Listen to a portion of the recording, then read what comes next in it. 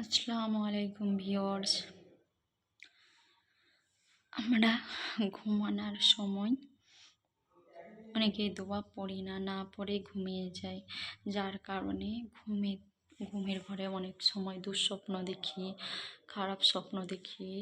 মানে শয়তানে বিভিন্ন রকম স্বপ্ন দেখে, দুঃস্বপ্ন, খারাপ স্বপ্ন। আর ঘরের মধ্যে কিন্তু জিনেরাও কিন্তু প্রবেশ করতে পারে। ঘুমানোর পূর্বে অবশ্যই ঘুমানোর দোয়াটা পড়তেই হবে, তাহলে কিন্তু শয়তানের হাত থেকে বাঁচা যাবে।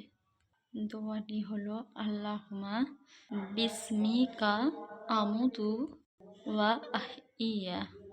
আমি আরেকবার বলছি দোয়াটি, আল্লাহুম্মা বিসমিকা আমুতু ওয়া আহিয়া। আর ঘুম থেকে ওঠার পর একটি দোয়া আছে, যেটির দ্বারা আল্লাহর কাছে শুকরিয়া জানানো হয় যে আল্লাহ আমাকে জীবিত রেখেছে। আল্লাহ যে জীবিত রেখেছে, ঘুম থেকে ওঠার পরে আল্লাহর কাছে শুকরিয়া আদায় করা হয়, যেটির মাধ্যমে আল্লাহ কিন্তু অনেক খুশি হয়। তো দোয়াটি হলো আলহামদুলিল্লাহি হিল্লাজি আহিয়া বায়াদা মা আমাতানা ওয়া ইলাইহিন নসুর। আমি আর একবার দোয়াটি বলছি, দোয়াটি হলো আলহামদুলিল্লাহিল্লাজি আহিয়া বায়াদা মা আমাতানা ওয়া ইলাইহিন নসুর।